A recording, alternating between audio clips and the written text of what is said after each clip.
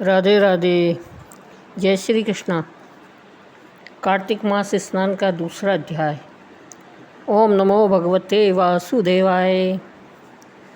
श्री कृष्ण भगवान बोले, हे प्रिय, जब गुणवती ने राक्षस द्वारा अपने पिता और पति का मरना सुना तो दुखित हुई और रुदन करने लगी। हे स्वामी, हे पिता, आप मुझे छोड़कर कहाँ चले गए? मैं आपके बिना क्या करूं? अब मेरे भोजन वस्त्र का प्रबंध कौन करेगा? अब मैं किसकी शरण लूं? मैं विधवा हो गई हूँ। विधाता का मेरे ऊपर कोप हुआ। मैं कैसे जीऊँ? श्री कृष्ण जी बोले, कुकरी के समान विलाप करती हुई, हवा से हिलते हुए केले के पत्ते की तरह कांपती हुई वह पृथ्वी पर गिर पड़ी। थोड़ी देर में सावधान होने पर फिर विलाप करने लगी और शोक समुद्र में डूब गई। उस गुणवती ने घर की सब वस्तुएं बेचकर यथाविधि से अपने पति की परलौकिक क्रिया की और उसी नगरी में विष्णु भगवान की भक्ति में तत्पर होकर इंद्रियों को वश में कर शांति से रहने लगी और मरने तक एकादशी और कार्तिक मास के व्रत आदि करती रही। हे प्रिय, ये दोनों व्रत मुझे अत्यंत प्यारे हैं, जिसके करने से भोग और मोक्ष की प्राप्ति होती है, पुत्र और संपत्ति मिलती है। कार्तिक की तुला राशि पर सूर्य निकलने पर महापापी जो भी प्रातःकाल स्नान करते हैं वे भी मुक्ति को प्राप्त होते हैं। जो मनुष्य स्नान, जागरण, दीपदान और तुलसी का पालन करते हैं वे विष्णु के रूप हैं।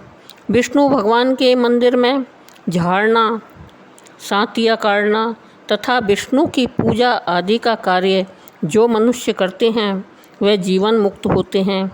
इस प्रकार वह गुणवती हर एक वर्ष कार्तिक व्रत और विष्णु भगवान का नित्य ही पूजन करती रही।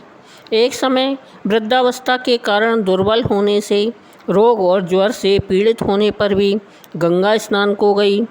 ज्यों ही पानी में उतरी, जाड़े के मारे कांपने लगी। उसी समय गुणवती ने आकाश से आता हुआ विमान देखा। शंख, चक्र, गदा, पद्म आदि आयुधों को लिए हुए विष्णु के रूप धारण करने वाले पार्षद गरुड़ की ध्वजा वाले अप्सराओं से युक्त ऐसे विमान में बिठाकर वैकुंठ को ले गए। प्रदीप्त अग्नि के समान कीर्ति वाली गुणवती विमान में बैठी और कार्तिक व्रत के प्रभाव से मेरे पास आ गई। जब ब्रह्मादि देवताओं की प्रार्थना से मैं पृथ्वी पर आया तब वे गण भी मेरे साथ आए। हे भामिनी, यह सब यादव मेरे गण हैं और तुम्हारे पिता देव शर्मा भी इस जन्म में सत्राजित हुए और तुम्हारे पति चंद्र शर्मा इस जन्म में अक्रूर हैं। और हे देवी, तुम वही गुणवती हो जो कार्तिक के स्नान के प्रभाव से मेरे लिए अत्यंत प्रिय हो।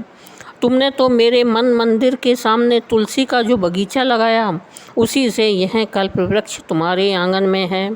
कार्तिक में जो पहले तुमने दीपदान किए हैं उसी के फल से तुम्हारी सुंदर देह और घर में लक्ष्मी देवी का निवास है। जो संपूर्ण व्रत आदि पति स्वरूप भगवान को अर्पण किए थे, इसीलिए तुम मेरी पत्नी बनी हो। और तुमने जन्म मृत्यु तक जो कार्तिक व्रत उपवास किए हैं, इससे तुम्हारा वियोग मुझसे कदापि नहीं होगा। इसी प्रकार कार्तिक में व्रत करने वाले तुम्हारे समान मुझे प्रिय होंगे। सूत जी बोले, सत्यभामा जी अपने पूर्व जन्म का सब हाल जानकर बड़ी प्रसन्न हुई। बोलो जय श्री कृष्ण भगवान की जय।